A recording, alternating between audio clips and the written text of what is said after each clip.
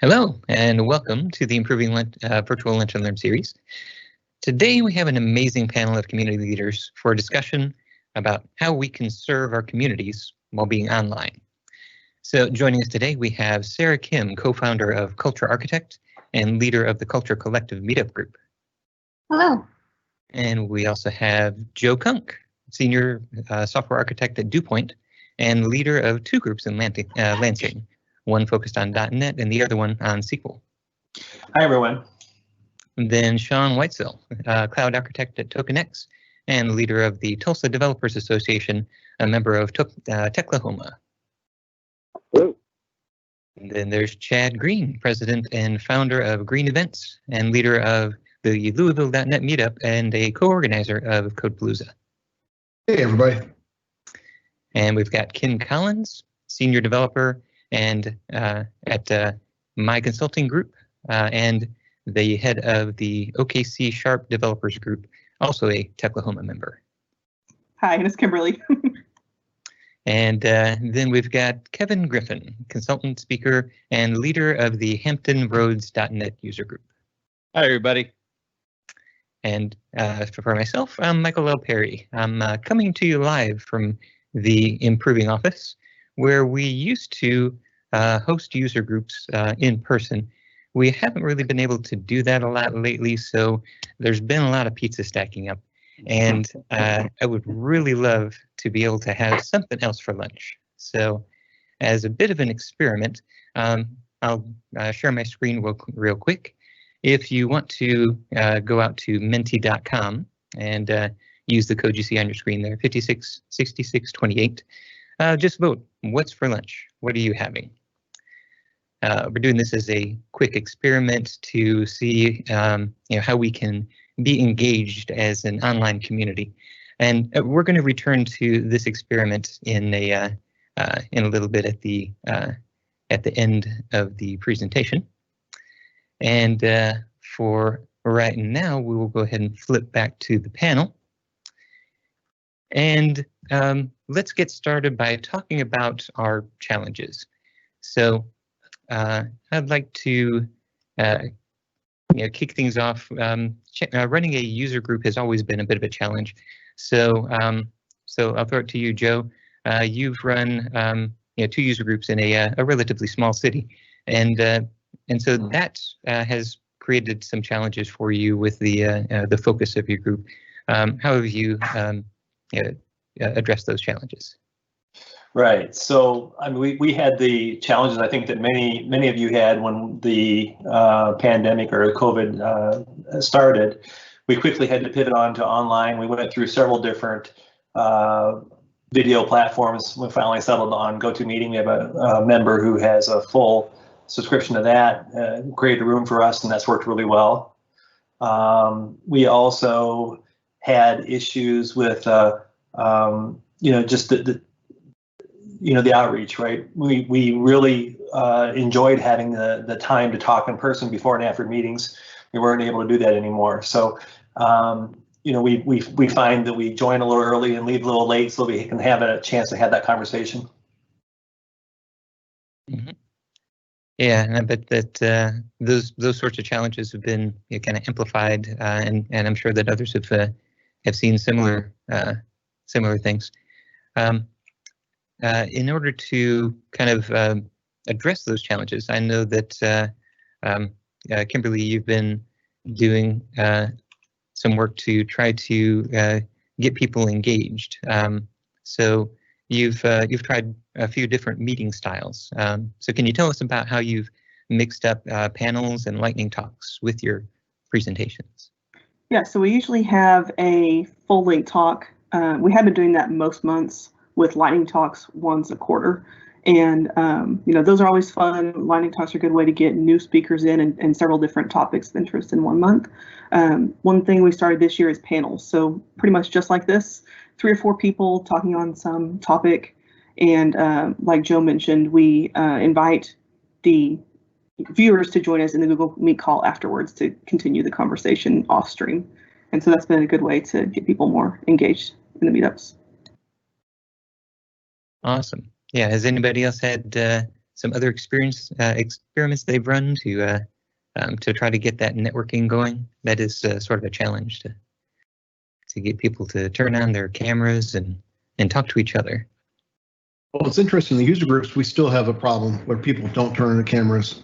But I also do run a monthly networking group, and that has actually still been successful. I mean, it was funny actually at first couple of months it wasn't, but then I think people realize, yeah, it's going to be a while until we get to go in person again. So we actually have had good success with that monthly group. Mm-hmm. Yeah, and Sarah, I believe that you've done some similar activities.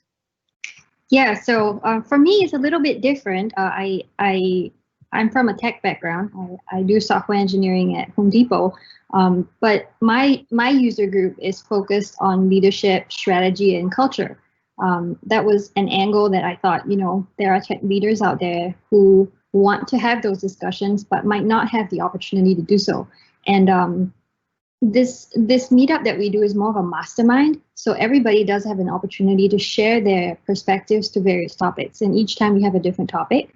And what I've noticed is you have various people on your meetup. There are those who, as Joe mentioned, if you were in a physical environment where you could meet in person, they would come early and they would leave late because they want to network.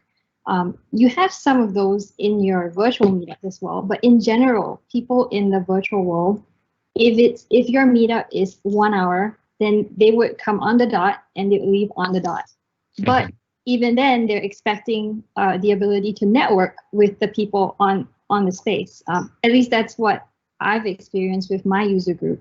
And what I do is I also bring in guests, and we have it done. We do it fireside chat style. And in between the conversations, we actually break out into breakout rooms and discuss certain sub-questions to a specific topic. And everyone gets a chance to introduce themselves, share about their perspectives to it, and then at the end, share amongst the group, the bigger what are some of their learnings and things like that. So I found that to be quite engaging, and people actually come back for more. Awesome. Yeah, I love that breakout session idea. Kevin, have you got something else? The thing I was going to say is we've seen the opposite with our networking specific meetups, where before, when they were actually in person and they were networking focused, a large variety of tech, we would have a good number of people show up. So you can expect like 15, 20 to just a networking event. And when we moved that online, it actually dwindled down to like 3. Like 3 was a good night.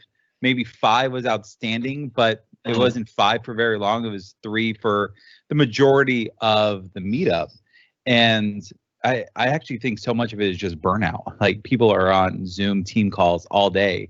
And while it was enticing back in March, like, oh, let's jump on a Zoom call and let's have a beer or your beverage of choice and let's chat for a while.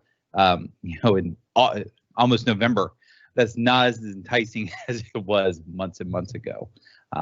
So yeah, it's funny listening to other people having really good experiences with it, and then like us in our area, our market, we're not. Yeah. Yeah, Sarah, I see that you've got your hand raised. Oh, sorry. Yeah. Okay, so we, in keeping with this theme, we actually have a question from one of our fellow community user group leaders, Scott Dockendorf. We'll go ahead and play his question for you. Hi, my name is Scott Dockendorf, and I'm the program director for the Dallas.net users group. You can find us at meetup.com/DallasNetUG. I've been happily volunteering for user groups since 2003. Remote meetings have presented user groups with both challenges and opportunities. On the positive side, virtual meetings are open for fellow members who live outside the Metroplex. Just recently, our group hosted an industry thought leader, Jimmy Bogard, who drew someone all the way from Africa. It was awesome. However, virtual meetings can have their challenges. Not meeting during the presentation could lead to distracted learning, and disabled webcams kind of take away the body language cues that speakers and group members may want to use. So my question for the panel is, what are some ways you recommend to promote collaboration and learning amongst members while presenting kind of traditional presentation demos and Q&A style. An example of this that I noticed was Sarah Ford recently presented to our group, and she did a great job of using chat instead of voice. So she thought people would be more apt to participate, and it sure worked. I would fake stat, but I would say over 60% of our users were truly engaged with her session as compared with other traditional sessions. So thank you very much. And I've actually seen some of Sarah Ford's presentations. She's fantastic. But yeah, what are we? What sort of experiments are we trying in order to promote that collaboration? Yeah, the idea of the breakout sessions, I mean, is a great example of that. So Sarah, if you could elaborate a little bit more on what you're doing there. Okay, so to answer his question, the idea of collaboration and learning in a virtual environment can get complex sometimes, especially since, you know, we recognize there are people who just don't want to come on camera. What I've found really useful is, and this is something that I learned the hard way. For some of you, you've had user groups live for a lot longer than the pandemic, but I started mine in the midst of the pandemic. So I had to learn really how to build up skills of facilitating virtual meetings, which is so different from in person. And, you know, in joining other people's user groups as well, I've realized that if you facilitate the meeting in a way where everybody is engaged, it requires you to use the chat. It requires you, so maybe when you start the meeting, you can have them answer a question in the chat. What Michael just did with Mentimeter is awesome. I love Mentimeter for word clouds, because I asked them, okay, what are 2 words that comes to mind when you think about X? And then they put their thoughts on Mentimeter. And then at the end of the meeting, I have a word cloud that I can share to social media and get more people involved in the conversation. I could be doing breakout rooms. So for breakout rooms, very clear instructions at the beginning, asking them to organize themselves within the rooms, give them a very specific question, not too long, and then bring them back within like 5 to 8 minutes.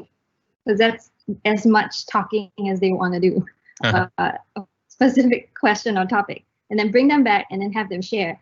There will be some people who don't want to come on video, which is fine. But what I like to do in my events, at least, is I kind of cue them, hey, let's take a picture, and then that makes them want to turn on their video. Some people won't, but that's okay, you know, but most people will, and then they feel comfortable after that. Okay, I've already shown my face. It's okay, I'll just keep it on. Mm-hmm. That is really cool. Yeah, Kimberly. Yeah, I had a couple things to add on that. On the chat, I personally find that whenever like the meetups are during lunchtime or dinner time, I don't really want to have my camera on while I'm like sitting here eating like during the call. And so I think that's one reason why people don't have them on. So I think that's a good thing to do is have the chat more active, because some people, like you said, just don't want to turn their camera on for any number of reasons, and that's fine. Another thing I've seen one of our speakers do was he said, well, at the times when I make a point that's interesting to you, or maybe you would have clapped or nodded your head, just put a sharp, you know, hashtag symbol, you know, for C# in the chat, just to let me know that like someone's there listening. Because we don't do video calls like this for our normal meetups. The call is just the speakers, and we're broadcasting to Twitch. And so all we really have as far as feedback during the talks is the Twitch chat. And so we've tried to use that to get some engagement.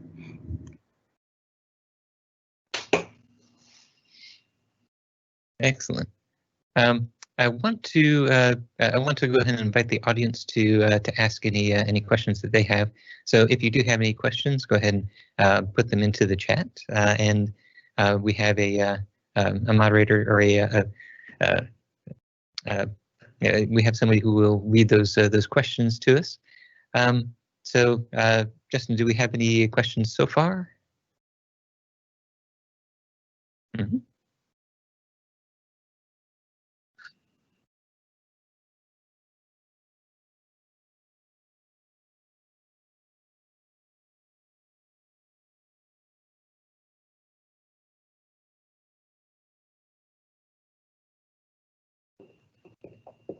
Indeed, yeah, Sean, I believe that you have seen quite a bit of a geographic uptake. Yeah, I know with my locals, the numbers have dropped off and I'm actually not sure why, given that it's more accessible to them.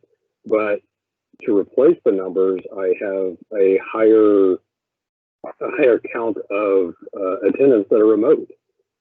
Last Tuesday's meeting, we had a guy from Australia, and it's we've had people from Istanbul and Belgium, and so by being remote, it certainly opened the door for others to remotely connect, and so it's been great for us.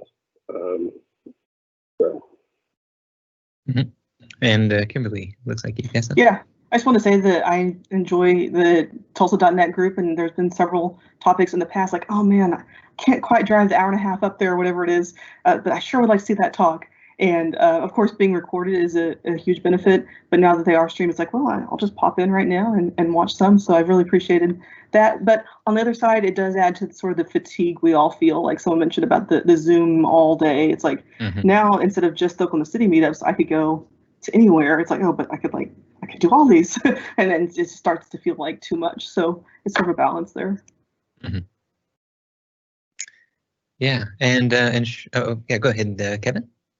I was just going to add on that. It does seem like there's too much fatigue, like too many options, too many choices, and it's the same people along a lot of the time. I know as a speaker, it's fantastic. Like I'm just building my list of speaking engagements, but I can understand as an attendee, there's just almost too much choice. It was nice. It was kind of nice in the old days when you only had your local group, or you had 2 or 3 local groups that you could attend, and you would put those on your calendar and you would pick and choose based off the topic. Now it's almost like, well, if I wanted to, it's 7 in the evening. I can go to any 3 groups I want to. And I feel that burnout. I think that's why a lot of us are starting to see decline in some of our groups, just because there's too much choice. And you can just do whatever you want. Yeah, go ahead, Sean. Actually, Joe had his hand up first. I'll let him go first. Oh, okay. Yeah, okay. No problem. So yeah, there's a couple things I wanted to point out, but by going virtual, we do see that we get more signups, and the ratio of people that actually show up is a little bit lower, right? It's just really easy to sign up for, like you said, a number of groups that potentially even have conflicting times. So the attendance ratio is a little bit lower. The other thing is that we do also, this is new for us, we are recording the sessions because we know people have conflicts, right? They got the kids, they've been educated, working with the kids in school all day potentially. And so we have started recording all our sessions. We do make a very clear announcement at the beginning saying we're going to be recording this, and if you don't want your video on, we understand, and so then we post those up to our channel on YouTube. So it's a mixed bag, right? I mean, you want people to be on camera and interactive, but you're recording it so you understand why they won't. Yeah, and Sarah, I think you were next. And you're on mute right now. Oh, sure. Okay, I'll go. So yeah, I agree. Now, at least I've seen that too. More signups, but less show up. In fact, for me, it's 50%. If I have 50 sign up, I'll see 25. That's pretty much the ratio that I get. But interestingly, I'm hearing the concerns that the group has shared. Has anyone considered perhaps doing joint events? Because some of you have maybe similar goals. Have you considered doing those kinds of events together?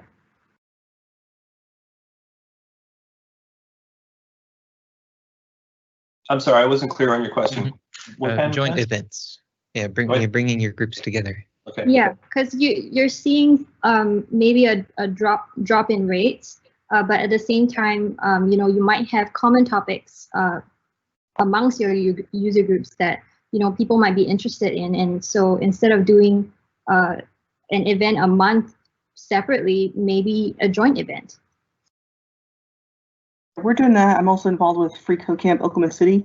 We also have Free Code Camp groups in Norman and Tulsa, and so we've been, cross promoting and just opening it up. Like, it doesn't really matter where you live.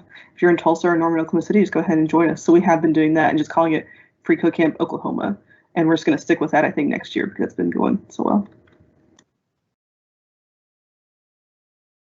All right, Kevin.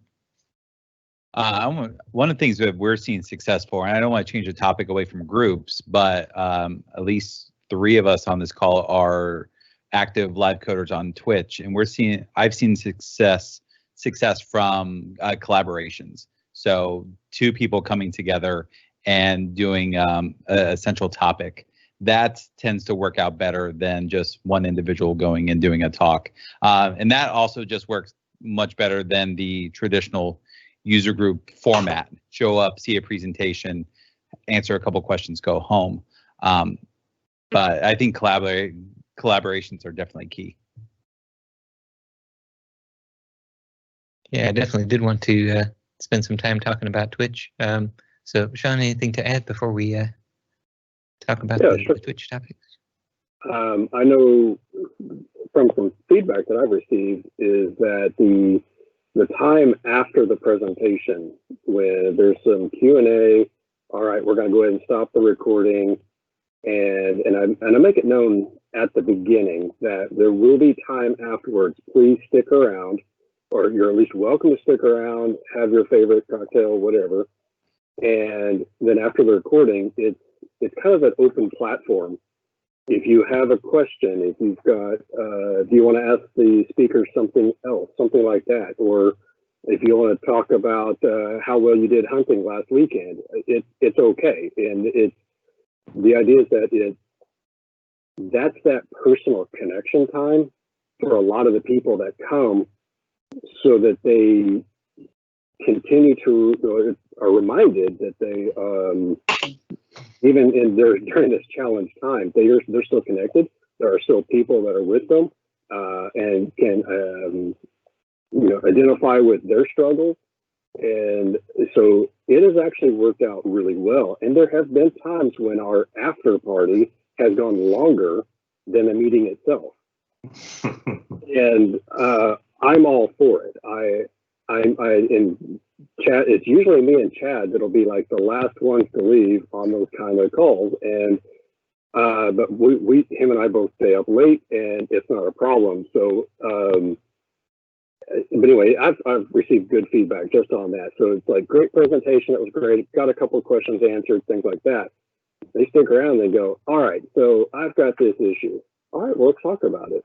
And I make sure something too that Kevin had said that kind of prompted this.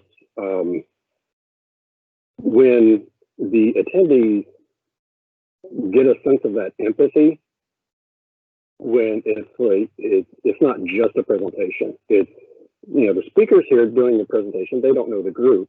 So in my mind, as the leader, I run my group kind of like a show, kind of like a radio show at this point. So I have to bring energy. I have to bring some excitement. I am so happy you guys are here. So I provide a lot of empathy and encouragement, and I mean it. I mean, don't get me wrong. I absolutely mean it. And then after the presentation's done, the speaker doesn't know us. They're welcome to stick around. Maybe they leave, and then I have to continue bringing that energy so that every attendee feels welcome the entire time. And it's worked. It's worked really well. And Sarah, as well, our attendee rate compared to Rsvp is anywhere between 45 to 50%. So that's pretty common from what I'm hearing. So it's great when we have 100 Rsvps, because I know I'll have a 44 to 50 turnout. So anyway, thank you. Awesome. Yeah, Chad. Yeah, you're definitely involved in those after parties. I would say yeah, exactly. And then the weird part about the drop off rate is what I also see is a lot of people who sign up because they want the link to the recording, right? And which I've been trying to get people to, hey, join us because you can be part of the conversation. But it is one of the hard parts. It is it's not unusual even before the session happens. Hey, where's the link for the recording? I'm like, we haven't even had it yet. I don't have a link yet.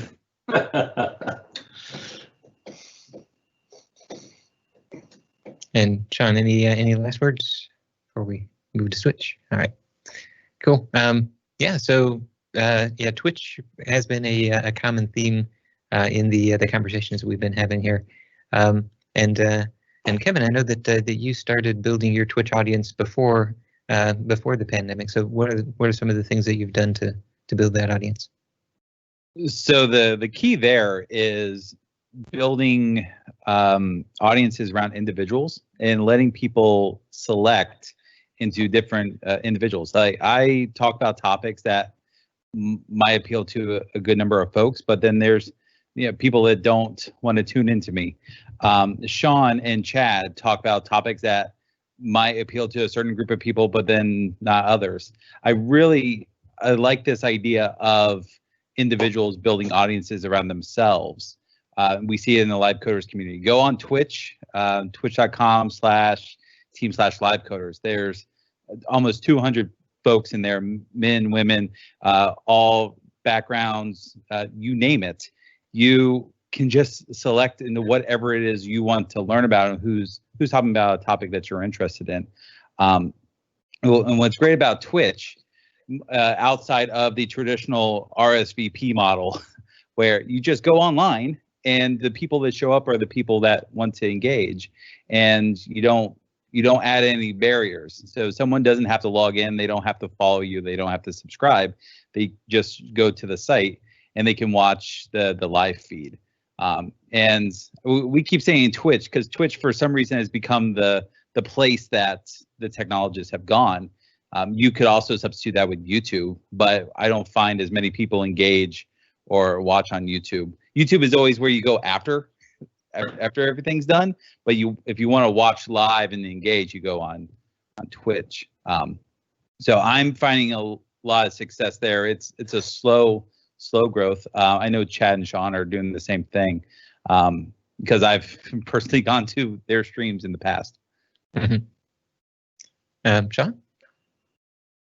Yeah, I was going to mention that something else that Kevin said earlier about the attendees have a lot of choices. By going virtual with our user group meetings, there is a lot of more choices. Well, it's the same with Twitch, and it's also the same with like cable TV shows. So when they do attend, it's thank you so much for being here. And just, as a Twitch streamer, and I know Chad and Kevin do this, is, hey, thank you for being here. Thank you for following. Thank you for subscribing, right? And we mean that. And it's you, out of all of those other choices that, you could have gone anywhere, you're attending here. Thank you. And I know that they appreciate that. And when you have a new follower, somebody else speaking on chat, and you acknowledge them and you acknowledge their presence there in that meeting, it becomes a personal connection for them, and that helps them as well. Even subconsciously, it helps them as well. Yeah, Kimberly, something to add? Yeah, that was a great point. We haven't been doing that, so I think maybe we should start. As far as the meetups that we stream to Twitch, we actually find the RSVPs pretty well match the number of viewers, but I don't think it's the same number of people. I think, 30 people RSVP and 30 people watch, and it's not the same 30 people, because we do have that same problem. The ones that are not streamed, it's about half, if that. But I have noticed about the same, like I said, 30, 40 even people watching, but we don't quite know who they are and if they're the same people who RSVP'd, but most likely not. So just kind of a different, I think people are finding us just through Twitch, under the technology channel or whatever it is that maybe wouldn't have even known about us, and they're in different areas. So that's been good. Mm-hmm. Yeah, Chad, why don't you let us know a bit about your Twitch channel? Yeah, well, so one of the things I'm going to say, so one of the things I do on my Twitch channel is I've got the AMA flag turned on, and I purposely put newbies welcome, which has been a lot of fun. So I have a lot of great conversations. Definitely, number one, I always say if you want to get something done, don't do it on Twitch, because you're probably going to be distracted, with 8 different conversations. But that's what's been so great about it, right? I mean, streamed Wednesday night, ended up turning out to be a 7-hour stream. But we talked everything from C#9, .NET 5 coming out, to, people were asking me, have you ever fired someone, and what was that like, or someone asked me, I'm just learning this and I'm having a hard time understanding some of the concepts. Should I look to somewhere else? Which, of course, my answer was, guess what? I have that experience every single day, right? Where I don't get the concepts either, right? And I have to work harder at it. So, that's one of the great parts about Twitch, because it's not a planned presentation, right? I've done it a couple times where I have something planned out. But generally, I'm just going to write some code and then talk to people. And that's been a lot of fun. Awesome. Yeah, Kevin. I want to build off what Sean and Chad were talking about. So much at Twitch, so I spend a lot of time in the small business community, and one of the key facets in small business is you really want to find your champions, and it's the people who will always show up. They love you, whether you're talking about one thing or another. They'll show up. They'll tell other people, "Hey, come watch Chad's channel. Chad's done some really cool stuff in the past. Come see Chad." What I love about Twitch is you can find those people very easily, and you can actually build mechanisms around. So if I'm on my channel, I'm streaming, Chad comes in and says something in the chat, I can have a reaction on the screen. It's like, Chad's here. Everyone put your hands together, Chad. And there's folks that do that really well. And I love when that sort of thing happens. And I think that's a really cool aspect for folks that are trying to build streams or build these communities, is really call out the individuals who are putting in the effort to show up, because what happens is there's someone else over there that goes, I want a fancy animation when I show up in the chat. What do I need to do? All right, I'm going to interact more. You just start this domino effect of more people getting involved. And then all of a sudden you have a 200-person live stream, and the chat's just going off the page because everyone's talking. Pretty cool. All right. Do we have any more questions from the audience at this point?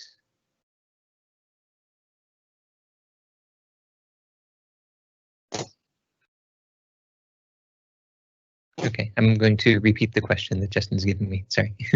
Go ahead.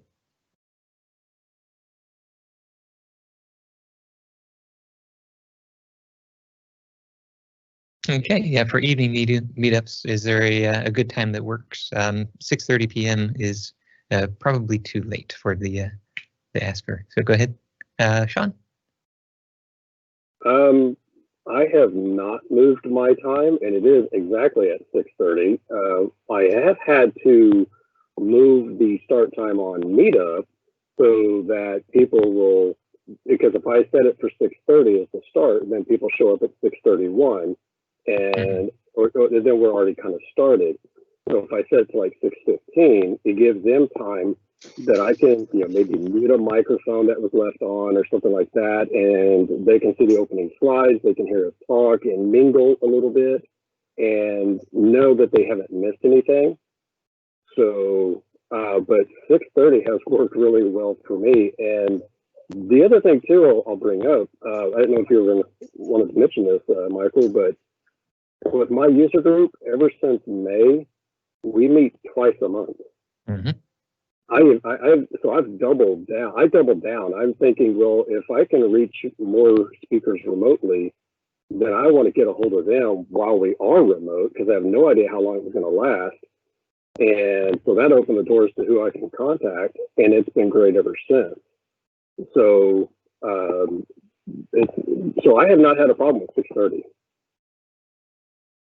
Okay, Sarah, anything to add? On my side, my meetup group, we meet at 5, so it's a little bit early, but I do get a different group because I do have leaders, and a lot of times leaders start early and end early, and so I do it at 5. But I've seen also the Agile networks in Houston. They have meetups that go for over 2 hours, and people still stay behind even after, like, they start at 6 and they supposedly end at 8, but people still stay on to have that after meetup networking, which is to me, it's amazing because it's so many people and they still stay on. To me, I think it's more like the topics and the kind of discussions. Is it relevant to them at that time? Yeah, Joe. Yeah, I want to talk a little bit about the reservation process that the user groups go through. I don't know exactly how you structure your signups and your links, but I had a bad experience actually the other day. I received a notification for a presentation I really wanted to go to. It was a quite lengthy synopsis, and it was at 7. So at 7:02, I believe it was, I went to join the meeting, and it had an Eventbrite link at the end, and the link had expired. And that's where you had to go to get the link to the presentation. So I was effectively locked out by being 2 minutes late. So reminds me of when I was in college and the professor would lock the door right at the start of class. But not the community we want to build. Yeah, I didn't like it then either. But so, just be really aware of what your rules are for how you admit people into the group, and make sure you aren't accidentally locking them out. All right, Chad, did you have something to add? Sure. Well, one, to Joe's point, I mean, there was actually a conference about a month ago. They had basically the same situation where they were using Teams, and heaven forbid, if you didn't get in like the first minute of that, and you couldn't get in more than like 5 minutes before, right? I mean, so you had like a 5-minute window where you had to get in that session. That's why like the second session period, I couldn't get in the first one, I couldn't get in the second one. Like, all right, I'm done for the day, right? I'm not even gonna try anymore. But talking about times, I mean, actually, we've kept ours at 7 p.m. because to keep consistency, right? Just to, keep some normalcy, right? Because that's one of the things that, especially my regulars, that's what they wanted. They wanted, something to be more regular. But at the same rate, I do have a tech leaders group, sort of similar to what Sarah does. And actually, we're on hiatus right now because the time we had now that doesn't work for people. It was actually 8 a.m. in the morning, which was it was done at 8 a.m. in the morning for a reason, right? Because when we were polling people what time should we do, we were like, well, let's do it early because that way I can go in on my way to work, right? And we always got good groups. But since going virtual, every month it was fewer and fewer people, and I was getting, well, now that time doesn't work very well for me. Mm-hmm. Yeah, Sean, anything else? Okay. Yeah, I did actually have a quick question from Jason Reardon, who runs the DDD Dallas group. And he said that with everything being virtual, it seems that viewership and turnout is increased when the meetup is held during the day rather than after hours. So is that an experiment that anybody's tried, having daytime meetings? Nope. Our meetups have always been at lunchtime, and that seems to be a good time for our group. Some of the groups that meet at the 6:30, 7, or even 8 o'clock, it's hard to find that time when it's not dinner time for someone. No matter what time you choose, it seems like half the group can't make it because of kids or dinner or whatever. Specifically for our market in Oklahoma City, it just seems like lunch is the best time. A nice break in the middle of your day. You're going to eat lunch anyway. You might as well join us. And that's what we've always done and haven't changed it for OKC Sharp. Awesome. And Kevin? I was build on top of that. It's like we're all at home now, and there's no boss expecting us to be in a chair at all times. And I know with our evening meetings, that was the only time that someone could probably, and they just get off work. It's like, all right, well, I can go to the group meeting because my boss isn't expecting me to be at my desk. Now that we're all home, it doesn't matter. You put it on another screen and you can watch while you're doing something else. So you might not have as attentive of an attendee, but you still have an attendee that you wouldn't normally have. Yeah, and I think that's part of the reason that that we started doing the virtual lunch and learns. Have these during the day. So yeah, good experiment. So another question from the audience: what technologies or platforms do you recommend for live closed captioning? I'm looking for something that would enable people that are tired of are hard of hearing to attend virtual speaking events. So anything for accessibility that we've tried out.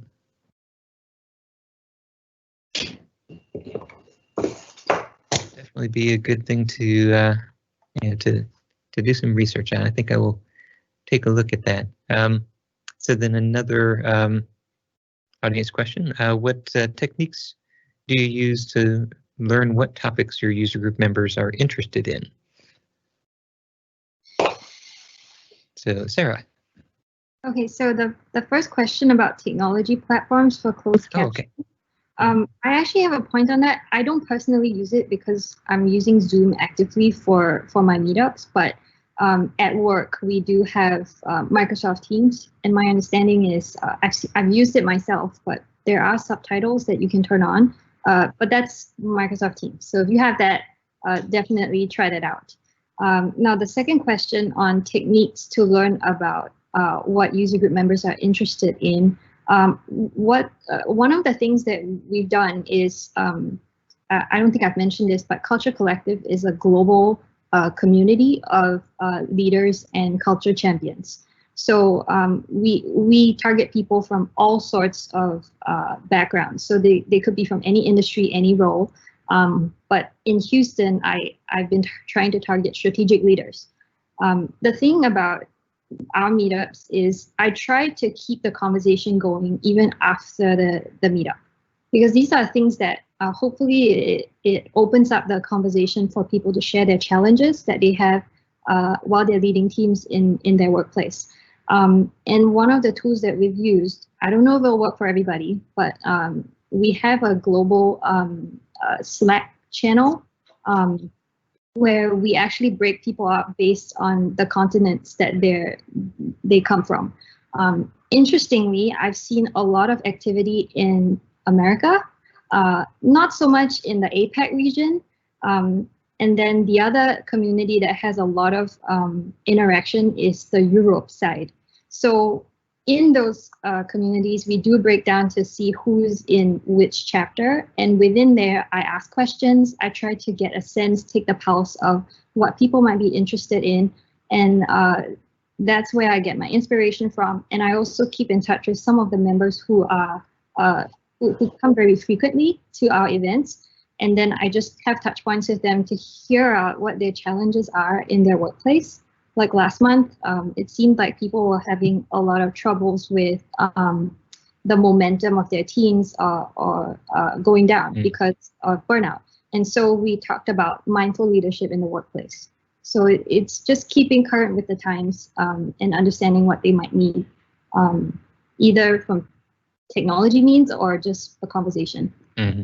Yeah, having that deliberate practice to reach out. I love it. Joe, how about you? Yeah.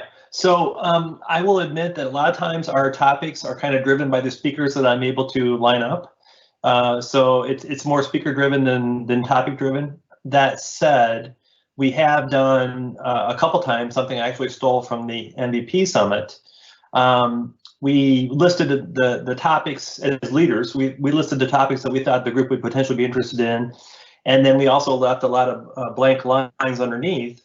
And we said, okay, you got $100 or 100 points, allocate them, vote for what you want to see. And you can put 100 on one or 50 on, 5 on 20, whatever you feel communicates what your desire is for things to have the group cover. And that's actually given us a lot of really, really good insight. Excellent idea. And Kimberly. Yeah, just like Sarah, we also use Slack. And so we have conversations going on throughout the month between meetups, people just asking questions or having trouble with something. And so that's where we get a lot of our topic ideas from is, well, there was a question about dependency injection. Let's have a talk on that. Or it seems like people are struggling with the basics of SQL. Let's have a talk on that. And then just open-ended polls, like put your ideas for topics in here.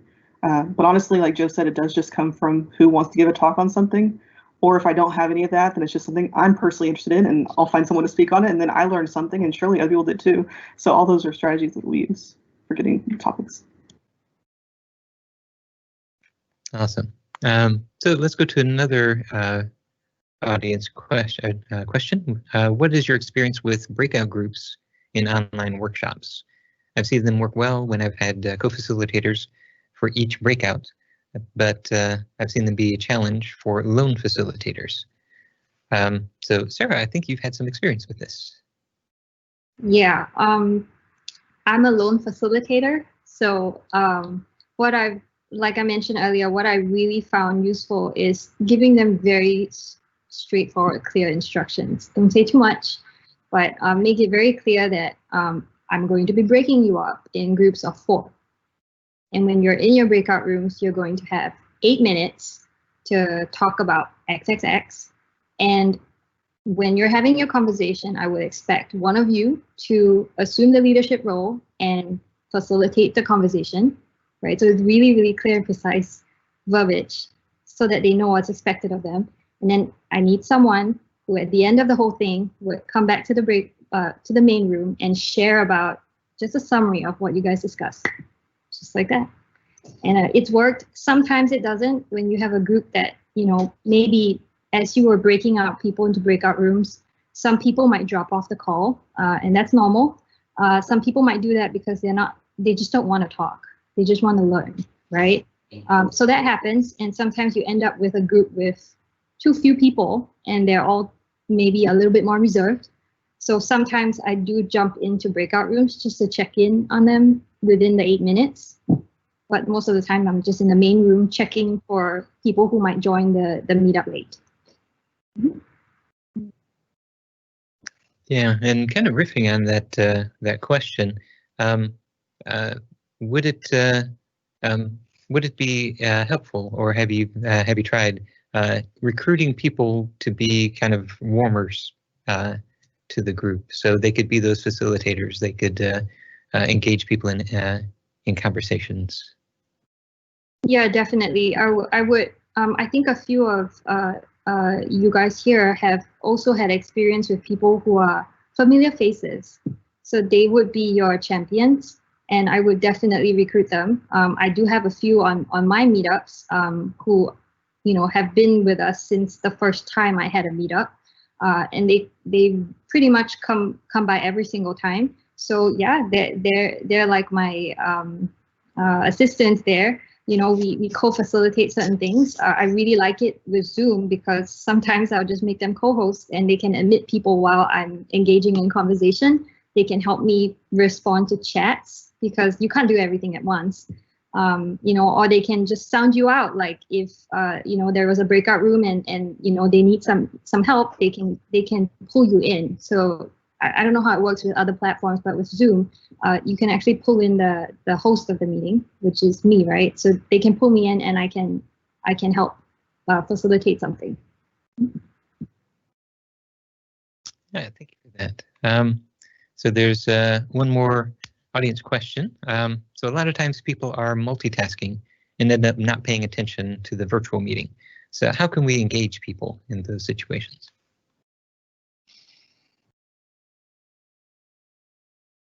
Anyone got any? Go ahead, Sean.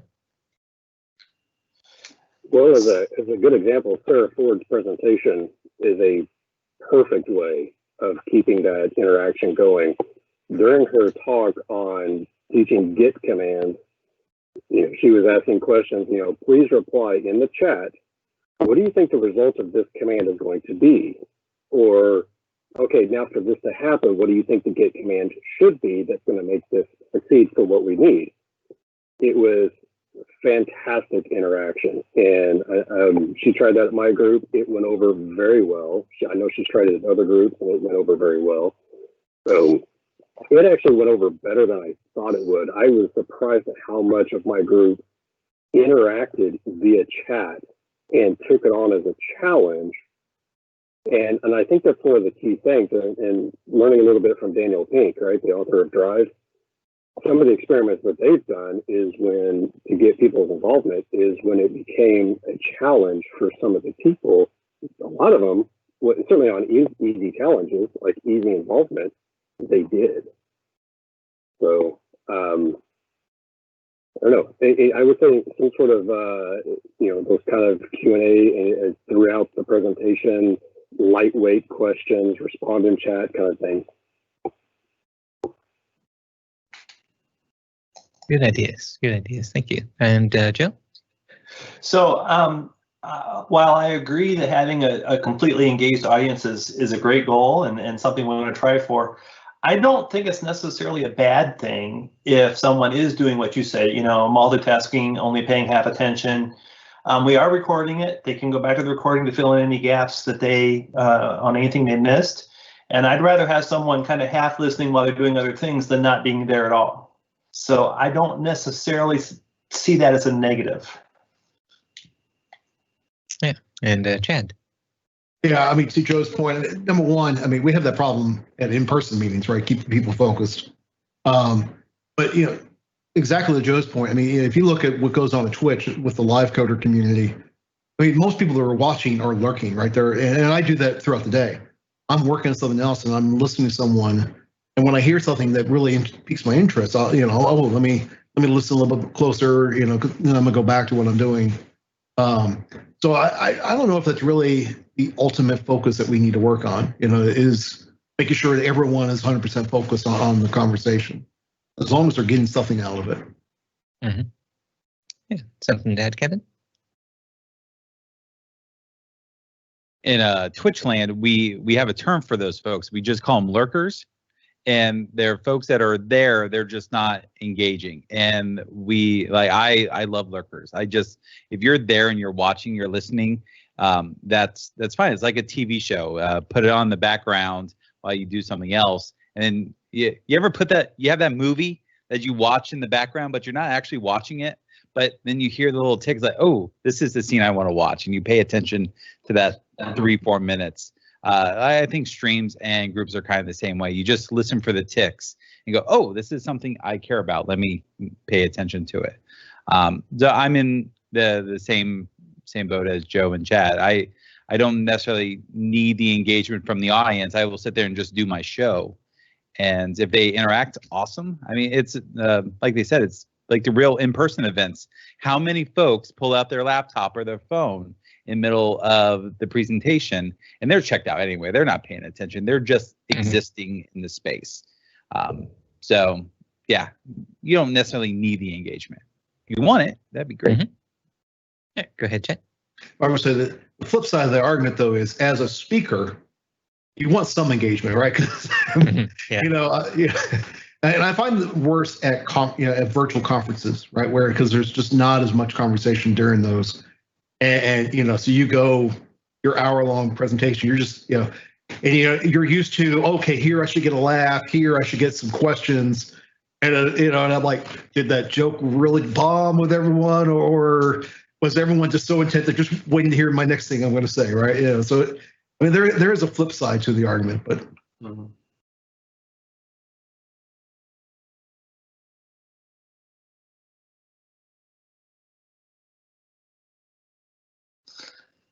Michael, you're muted. Muted. Yep, we lost your voice. That is the statement of 2020. Oh, you're on mute. Yeah, so as we bring things to a close, I wanted to go ahead and share my screen one more time. And so if you could go back up to menti.com, and if you haven't already, entered that code 566628, and let us know what can we do as a group of community supporters and leaders to help turn engagement up to 11. How can we give you, the community, the what you need in order to grow your skills, to share your skills with others. So we have a couple of answers in there already. Let's do some workshops. Let's have engaging conversation. And let's learn about some new tech. So if you've got some more ideas, I'd encourage you to put those in there. And then as we round out this conversation, I would like to say this is the beginning of what I hope to be an ongoing conversation. That I would really like to see that we continue this into the future. So yeah, let's keep in touch with one another. Let's identify the things that we're trying that are working well, the problems that we're having that maybe we could get others to help out with, and let's see if we can really support our technical communities. And so with that, any last words from anybody? No, just thank you. Yes, thanks. Yeah, and thank you everybody for joining in. This has been a fantastic experience. So I hope you have a great rest of your day. Applause. We're allowed to applaud. Yay! Soft clap.